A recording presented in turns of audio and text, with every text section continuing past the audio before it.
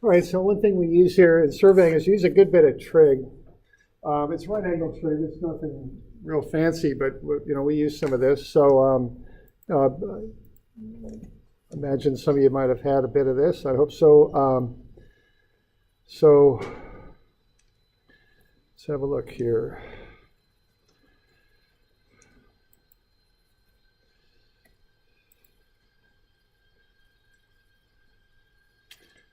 All right, so we're going to just deal with right triangles. So if you've got a right triangle there, you got a right angle, of course, so you got a vertex angle. And you got the hypotenuse, which is the diagonal line that cuts across. And then you got two sides, adjacent, meaning next to, and then opposite, right? And you'll notice I've got that basic information down in the lower right-hand corner of that formula sheet. So we just want to be able to do a few things with this.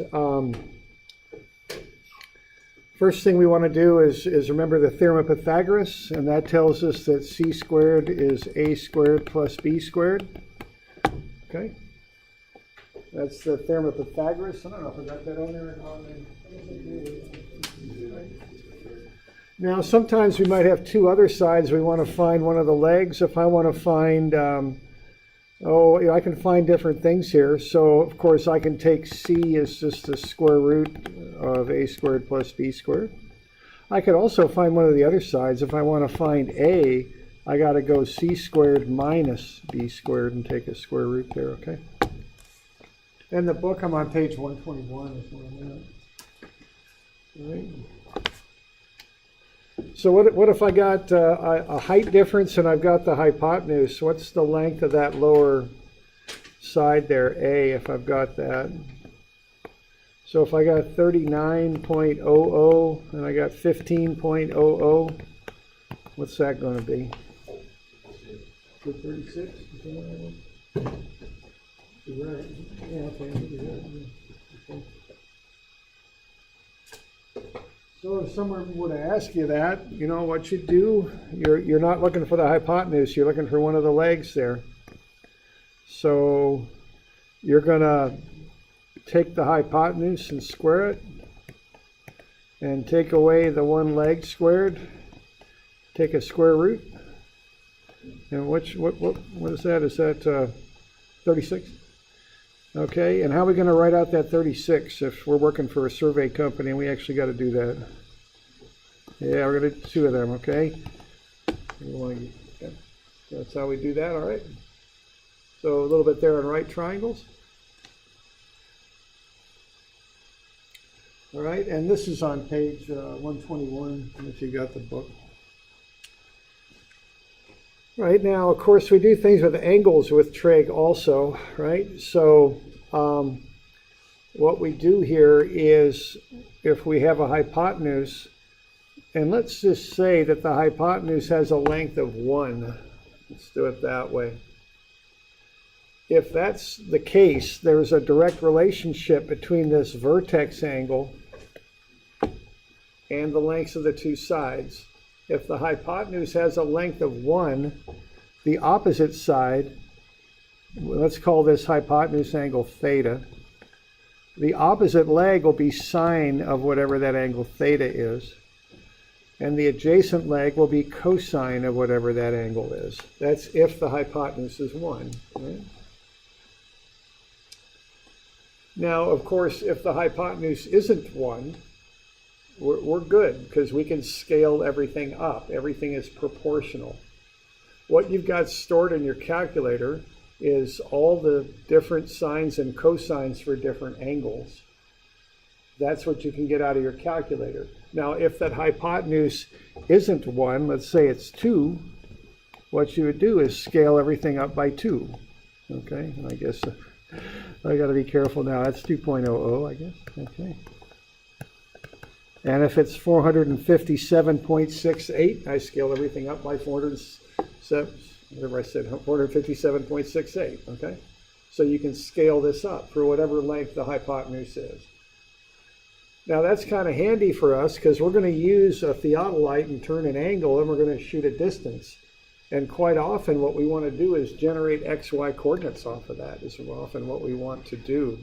So, we'll use this a lot. So the opposite leg is sine theta. The adjacent leg is cosine theta. That holds for a hypotenuse of 1. If your hypotenuse is not 1, you can just scale everything up, see? All right. I've got that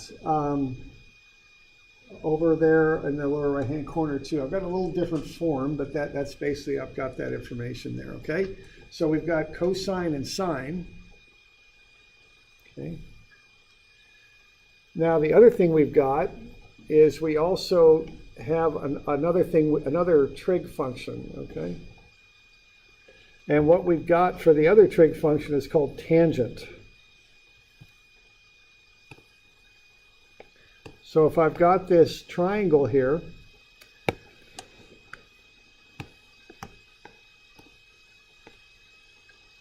and I've got A, B, and C, what I can do, and I have theta, sine of theta is B over C, cosine theta is A over C, and there's a third one that we use, tangent. And what that is B over A. And what's that? That's the slope, isn't it? Delta y over delta x. So tangent of an angle gets you the slope of the line. We use slopes a lot in surveying. Slopes of roads, slopes of cross slopes coming off of roads, and that sort of thing. All right. And that's pretty much the trig that we're going to do in here, is sine, cosine, and tangent. We're just going to do different applications of that, is what we're going to do. And we'll do it a lot, but we want to be comfortable with sine, cosine, and tangent.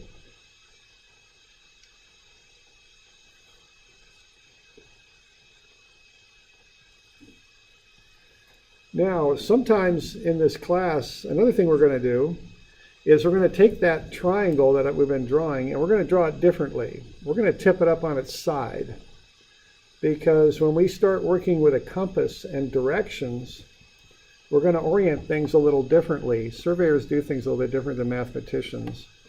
If we have north, south, east, and west,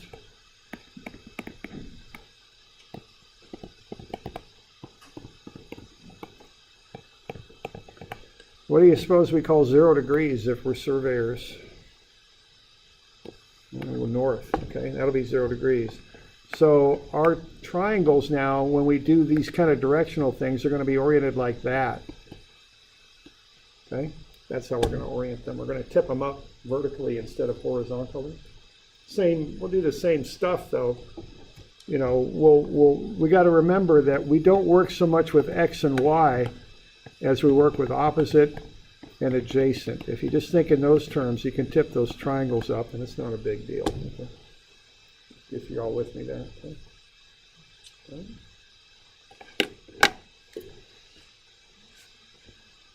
So we'll be doing a little bit of trigonometry here.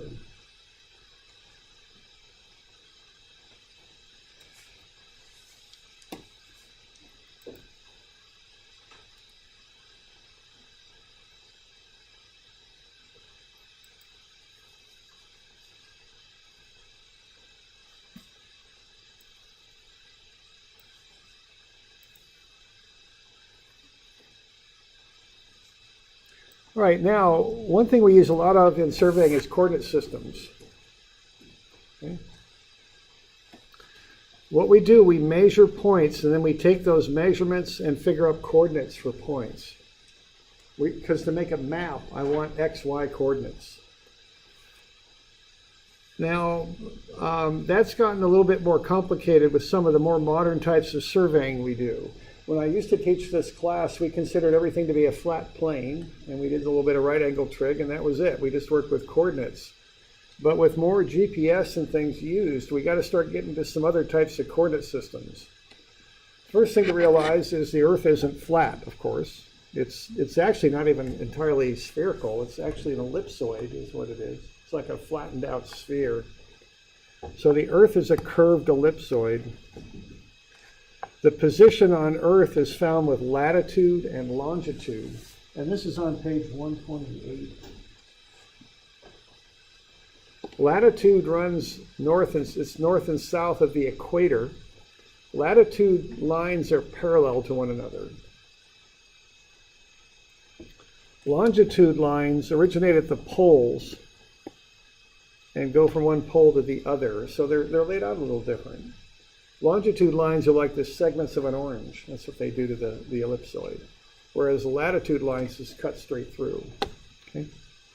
So this is really how we measure coordinates. But it's really tough to work with this coordinate system. If you're out on a little site laying out a water line or something, you don't want to be dealing with this stuff, latitude and longitude. It's hard to work with. So we like to start with what the coordinates really are, and this is really what you download when you get data from a GPS system. That's what it's going to give you, is latitude and longitude in its native form. We got to work it down. So the next thing we do to accomplish that is convert things to state plane coordinates, or the Oregon Coordinate Reference System, OCRS. And what those systems are is they take different geometric figures and match them to this ellipsoid. And if you do that for a small enough area on the ellipsoid, they match pretty well. You can take a cylinder and match it to the ellipsoid, and then you can take the cylinder and take the outer layer of it and lay it out flat as a map. Okay? That's one way to do it. Another way to do it is to take a cone and intersect that with the ellipsoid, and then take the outer surface of the cone and make a flat map. Now, doing both these things introduces distortions, but you can do this, and it allows you to take that ellipsoid surface and lay it out flat, so you can work with XY coordinates. So this is the first step down from the ellipsoid. And it's something we have to be a bit aware of, because this is what happens when you start getting GPS data. Okay? Now, when you do this, it involves distortions in your map. You might have angular distortions. You might have distance distortions. You take small enough sections of the Earth so that you minimize the distortions. That's the idea. Okay? The next step is then to go just to an XY coordinate system. Okay? So you take these conic sections, or these cylinders, you lay them out, and then you do regular XY kind of geometry, but you apply correction factors when you need them. They take small enough sections, so they try and keep the correction factors small. But what we want to end up with down here is at the bottom of page 128. We want to work with coordinates that are just basically XY based. I don't want to be out on a construction site dealing with spherical coordinates. That's the last thing that I want to be doing. So let's have a look at this.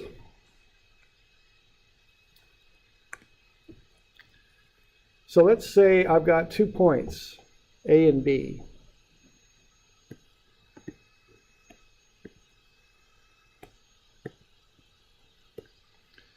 And let's say A, I'm going to put that at coordinate 300, 600. And B, I'm going to put at 1100, 900. Okay. Now, if you ask a surveyor, they're not going to like how mathematicians set stuff up, because surveyors set up their coordinates northing and easting, which a mathematician would call y comma x, right? You know with me there? That's how surveyors do them. Northing comes first, that's the y. Easting comes next, that's the x. That's the terms we use, northing and easting. All right. Now, that's going to be a right triangle, because north and south make a 90-degree angle, north and east make a 90-degree angle with each other. At least on a flat plane they do. All right. All right, now, what's the length of this line here? What do we got there? 800, yeah. What I'm doing, I'm taking 1100 minus 300.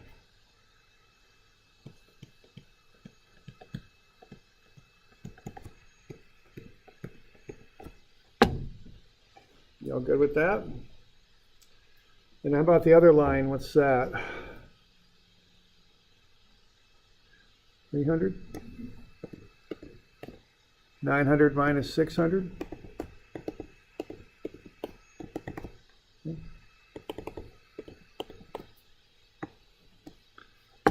So you take your coordinates and you get them down to a right triangle is what you want to do.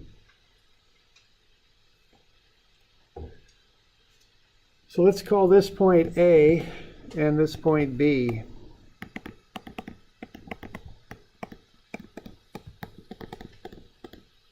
Why don't you find the distance from A to B? Let's find the angle theta, which a surveyor would call an azimuth, which would be an angle measured clockwise from due north. So why don't you get out your calculator and figure those up? Why don't we just get the nearest degree on the angle, okay? We'll call that good.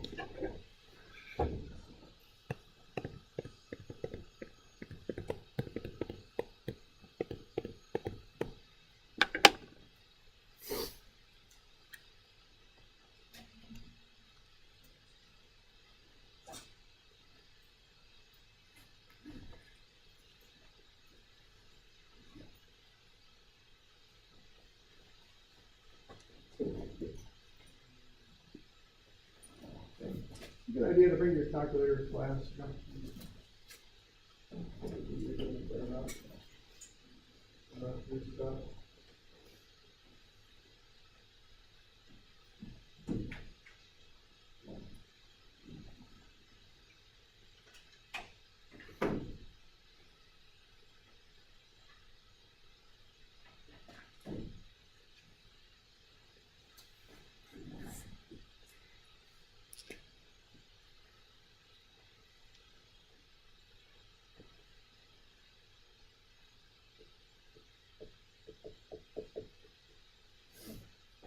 Like I say, that angle, you just cut it to the nearest degree.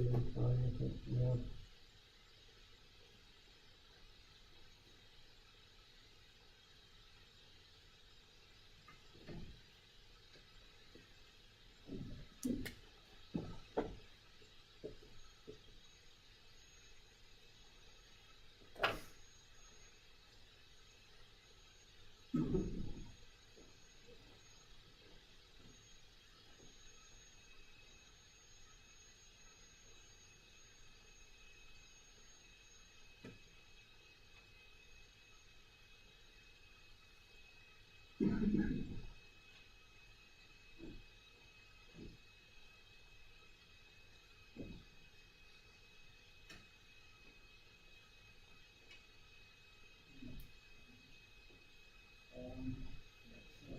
Actually, yeah, I get a lot of that stuff in the upper right-hand corner. There is this coordinates and stuff. The upper right-hand corner of that formula sheet has a lot of this information. We've even got words for these things. You know, of course, every field has its jargon, they call it. So that's called a latitude there. And this is a departure. So the delta y, which is the change in northings, is the latitude. The delta x, which is the change in eastings, is the departure, is the term for it. Okay.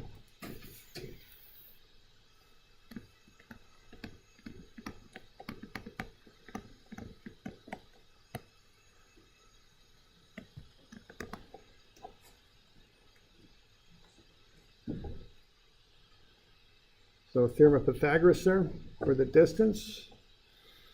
I'm going to make a mistake here. What's the mistake I'm making?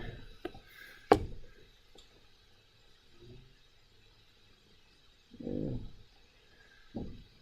to get that party chief mad at me again. The chief of parties, actually, because he was running all the crews.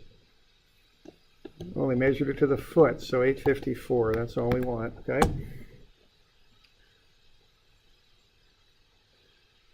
And then that angle, you got that? What are you going to do there? You're going to do an inverse tangent, arc tan, which in your calculator might be tan to the -1. And you're going to take the opposite side over the adjacent side.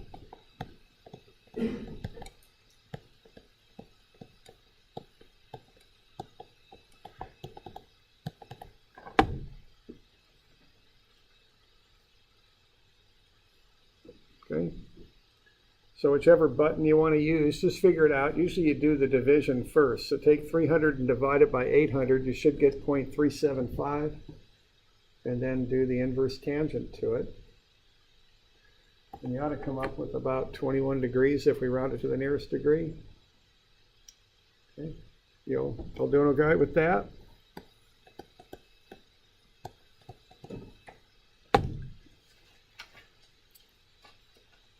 See, so this has applications, right? If I got my survey instrument sitting here, and I know that's coordinate 300, 600, and they want me to set that point and put it in the ground, and I know that coordinate's 1100, 900.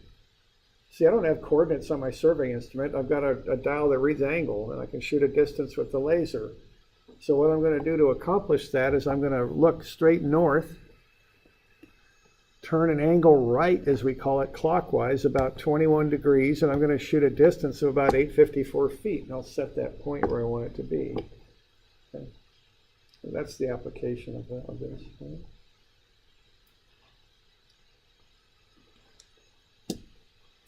We doing all right with that? You got any questions on that business? And that's the trig we're going to use. That's it right there. We use cosine, sine, and tangent. That's it. No, nothing real tricky. Now we're going to use it a few times, so we want to get comfortable with it. Okay, now you've got those pages in your book that has the trig stuff in it, so keep that in mind if that's right there if you need it, and it has a review. You got the stuff on the formula sheet too when you need it. Okay. So the stuff on the formula sheet, the pages for trig are on 121, 2, and 3. And the formula sheet is on the right side. The top and the bottom have this stuff. Okay.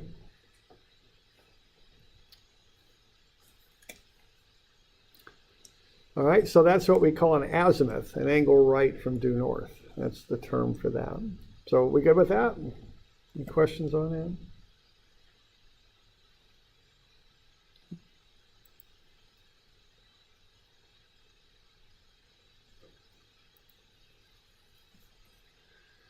All right, let's look at one other thing here. Let's look at how we're going to measure distances, because that's what we're going to do on Thursday. We're going to go out in the courtyard and measure some distances. Kind of where we start with this stuff.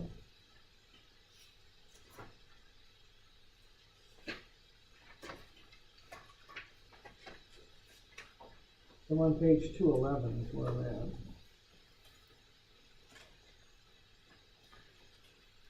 Let's say we want to figure out how far apart two things are. Well, there's a lot of ways we can do that, and there's more all the time. I mean, surveyors always have new equipment that they're using all the time. All right, you can pace it. Now, one of my steps is about 3 feet, pretty close. So I can pace pretty accurately. If you want to get into surveying, I'd suggest figuring out what your pace is. It's a nice little thing to be able to do when you're out there in the woods and you want to know roughly how far apart 2 points are. Pacing is a good way to start. Okay. There's odometers, calibrated wheels that roll. Now, your pace is probably somewhere between 2 and 3 feet. You can. Okay, odometers, stadia marks, or calibrated marks on a telescope, not used so much anymore. GPS is used a lot. Now, GPS doesn't give you distance directly. What it gets you is coordinates. So GPS will tell you the coordinates of 2 points. And then you can do calculations to figure out the distance. Now, a total station is a device that looks like that. We'll use these, we'll do a few labs and then we'll use them a little later on. You set them up, they shoot laser beams. They bounce them off the prism and get the reflection back. They measure the phase shift in the lasers for the waves that come out of the lasers is what they do. And they're able to figure up a distance that way. Okay. Usually they shoot, I think it's 4 different wavelengths of light, They measure the phase shift in each wavelength, and from that they can nail down one specific distance. Okay, so EDMs are used to measure distance all the time. They take a little while to set up. So if I just need a quick distance, I might pull a tape. But if I'm going to shoot a bunch of distances, I'll probably use a total station and a laser. Okay. Generally speaking, on a map, we want a horizontal distance. So we might have to do a little bit of trig on that, because quite often you shoot slope distances when you shoot distances. Okay. Now, the old days, they used to measure distances by taping or chaining. These are calibrated tapes and plumb bobs. Old school, they actually had chains. They had links in them. They'd measure distances in chains and links. Nowadays, they use tapes. Okay, they used Gunter chains back in the day, 66 feet long with 100 links, which might sound like a pretty weird thing to do, but 10 square chains comes out to be an acre, and a 160-acre homestead was 40 chains by 40 chains. That's how they came up with that. A mile was 80 chains. If you look at some old surveys done around the turn of the century, those lengths will sometimes be measured in chains. I've seen surveys like that and worked with them. So a Gunter chain, 66 feet long. Okay. Engineering chains are 100 feet long with 100 links. That they lay out a 100-foot station, as it's called. So 100 feet would be one station. We still use that system to this day. Okay. I'm on page 212 in the book. Okay. Engineers' tapes, 100 feet long. Now, some of them, I've used 300-footers. They're tough to use because they're so darn long, you really got to reef on them to get a good stretch. But 100-footers were the common ones. Even feet were marked. The end of the tape has hundredths or tenths of a foot marked. So you had two people that would work with these things. Rear chainer places an even foot on the rear point. Head chainer measures the hundredths of a foot. So it takes a team to do the measurement. The rear chainer would call out the feet, 67 feet, let's say. The head chainer would call out the hundredths of a foot, 43 hundredths. So together they got 67.43 feet. It's too expensive to chop the whole chain up and mark it all in hundredths. It takes money to do that, so they just put the hundredths on the end of the tape. Generally speaking, it was after 0 feet. That was called an add chain. Sometimes they had what they called cut chains, but they're kind of rare. They use the word chain and tape kind of interchangeably on distance measuring. So when I started working back in the 80s, we still used tapes, and we pulled them to measure distances when we laid stuff out. Okay. I'll still use them if I want a quick measurement. Okay. Commonly used tapes, the main ones were steel. That's the old standard for precision measuring. Rag tapes were used for quick measurements. The really good ones were Lovar and Invar. Okay. Now, EDM is really doing about 95% of what tapes used to do. They used to tape out 1,000-foot lines with tapes, and people got really good at it, for measuring. Nowadays, you just shoot it with an electronic distance meter, EDM. Okay. Now, I still use tapes for measurements, quick measurements, and check measurements. Remember grade staking a road once? We were in a hurry. One guy walked down the middle of the road, set 0 on that, and I pulled out on the side. We pulled a nice 90-degree angle off that center line, and I set the stakes based on that. It was just quicker than setting up an instrument. So you still use them. It's just a tool that you got. So there's times when you use it. But EDM is used for really serious distances generally now. Okay, that's what they look like. So these are precision measuring instruments. You got a tape and you got a plumb bob. Plumb bob, of course, points straight down, and the tape's used to measure a horizontal distance. So that's a serious engineer's tape right there. That's a steel tape. There's a rag tape, not quite as good as an engineer's tape, used for measuring distances not as accurately as a steel tape. All right, now 100 feet is a station. It's from the old 100-foot chains. When we do projects, build a road, build a pipeline, something like that, we put in a reference line, which we call our baseline, and we measure down it in 100-foot intervals that are called stations. Okay. On page 213. So if I'm 252 feet up the line, so here's where I start and I run up the line. That point would be called 2 plus 52. That's how they mark that. 200-foot stations plus 52 feet more. This reference point would be 0 plus 00, you'd call it. And this is called a baseline. It's like a number line that you measure off of to set up your project. When you're doing this by hand, you'll often write that like that, a B with an L written right over it. Okay.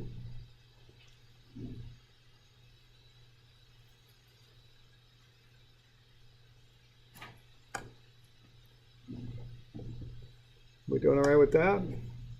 Okay.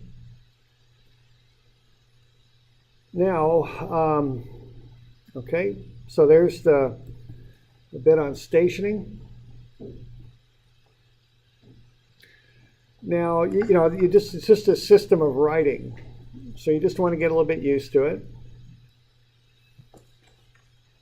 The start point is 0 plus 00. 100 feet up the line is 1 plus 00, etc., etc. 1045.87 would be 10 plus 45.87. Now, if you're behind the start point, there's two ways to do it.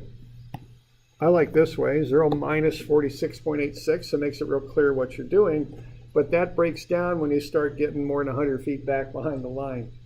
So the more official way to do it is put the negative out front. So negative 0 plus 46.86 essentially means negative 46.86. What it means. Okay. If you're ever on a construction site, you'll see all the wood in the ground, all the lath. The stations will be written on the lath. They call out the points. That's what they do. Okay.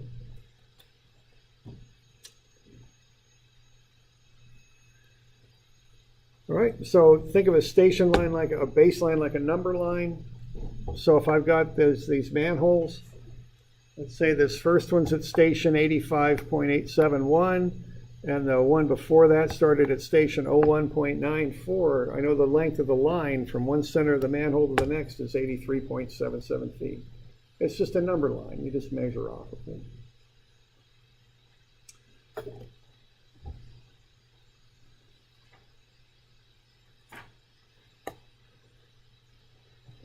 All right. All right, now, there's that joke in surveying, the surveyors come in after a hard day and the person in the office says, why did it take you so long? It was only that far on a map, Okay, so sometimes we run into stuff like hills, trees, boulders, all that. So how do we deal with that? So let's say we're taping down a hill. See, I don't want to tape angled distances because they don't transfer to a map very well. What I want to know, if someone says how far apart are A and B, I want that. That's what I want. Okay? That way I can make a map out of it. Okay? You know what I mean? If I start putting slope distances on a map, I'll distort the map. It won't be scaled properly. Okay? So that's the distance I want. Now, one way I could do it is I could measure this distance here. And if I had the means, I could measure that angle, and what? This would be cosine theta times the distance.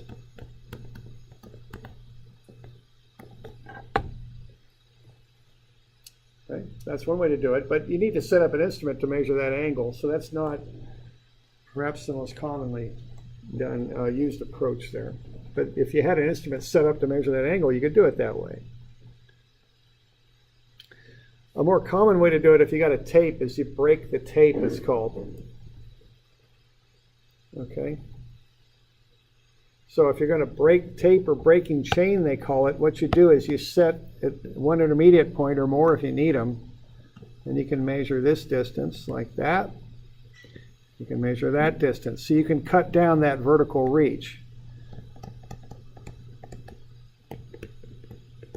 It's called breaking, we use chain a lot for whatever reason, so breaking chain. You just break the distance up into two pieces and measure it. Yeah, I remember running into this. I remember our party chief with his plumb bob, because they had a big cut in the road, and we were measuring down to a point in this cut in the road, and I was up on the bank up high. We used to have the tape extended out horizontally, and he was up on his toes with his plumb bob like that, and his plumb bob down, because we had to measure that horizontal distance. He ended up dropping his plumb bob because he knew it'd fall straight down, and that's how he marked the point.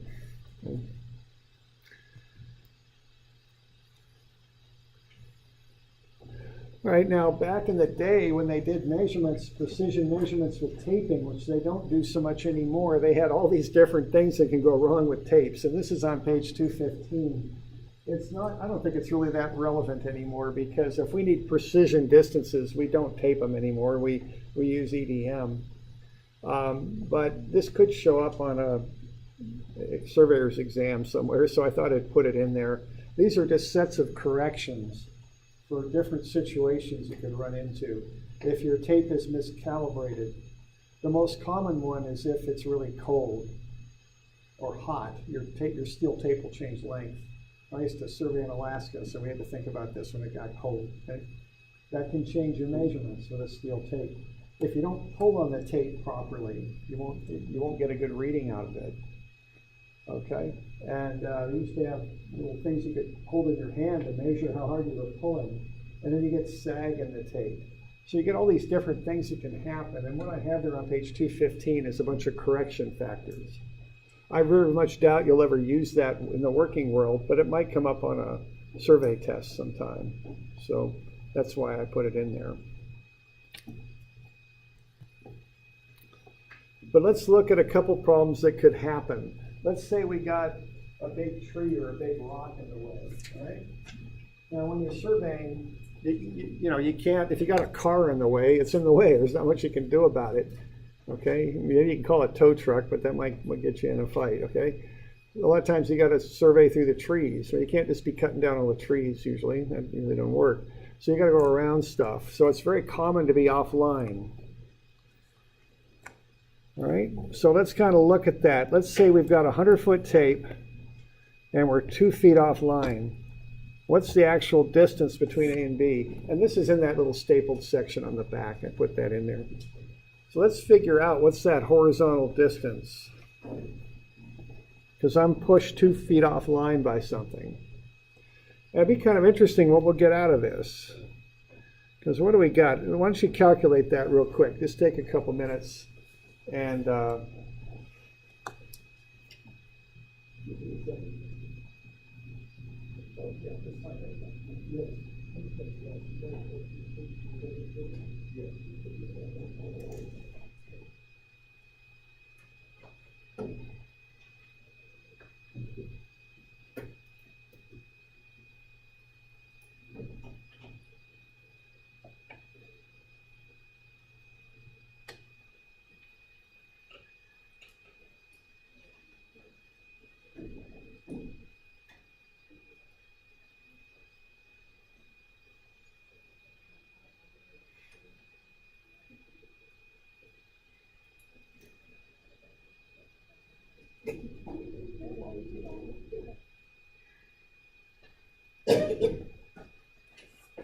all right, so let's say we're 2 feet offline, so how are we going to get that? We're going to go, what, 100 feet?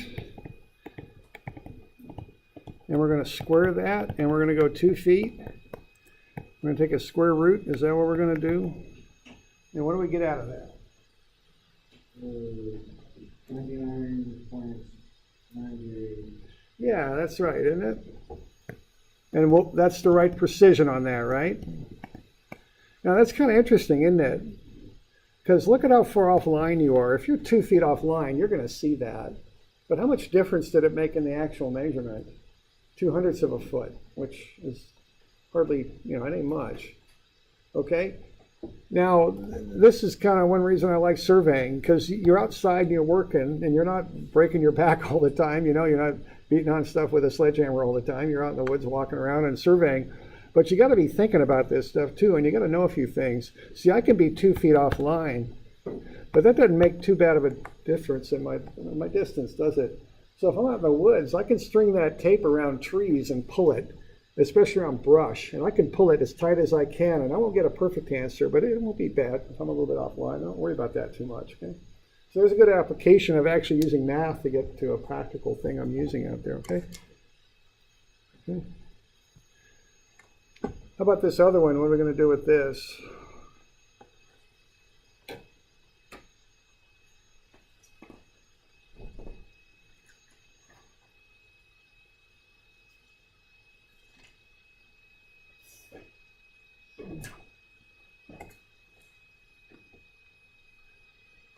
Um, 50 and 50. See, this is maybe a little more realistic. Now I'm pulling around something, and I got my 2 endpoints. But there's a tree in the way, and I got to go around it, you know. So I'm just pulling that tape around. So what am I going to do here? Why don't you just take a minute and work that one out, see what you get.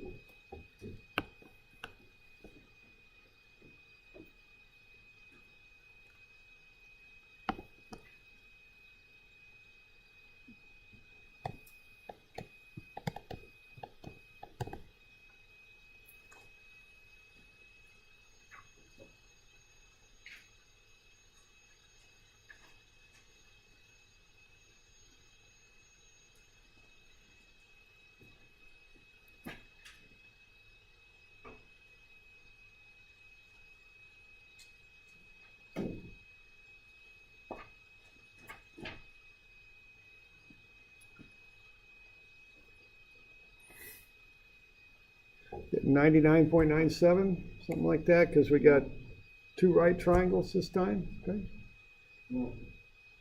Okay. We all right with that? So what we're doing there, we're taking that 50. We're going to square that. We're going to take away 1.2 squared. We'll take a square root to get that flat side there, but we got 2 of them. So that'll come out to be 99.97. Okay. We're good with that?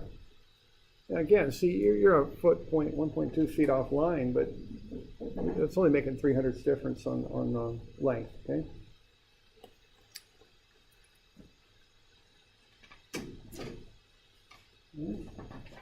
So that's just a little bit of an intro and some stuff on distances and whatnot.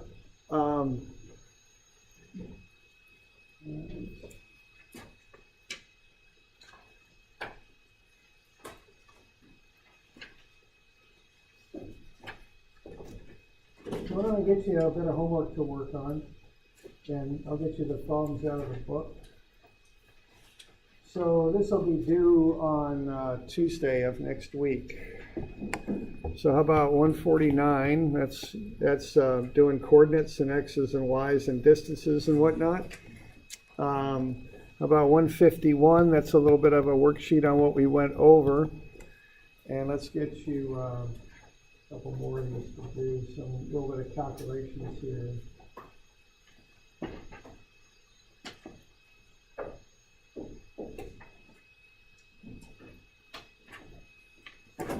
About 241, 4 through 6.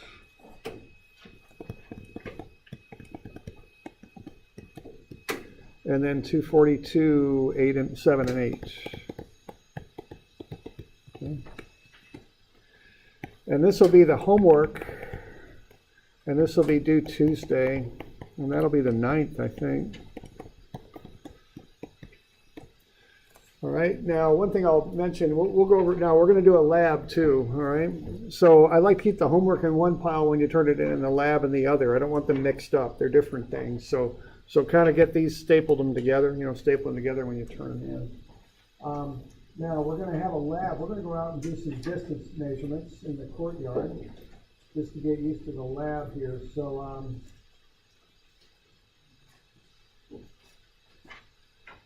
let's see. So maybe read over 261 just to get ready for the lab.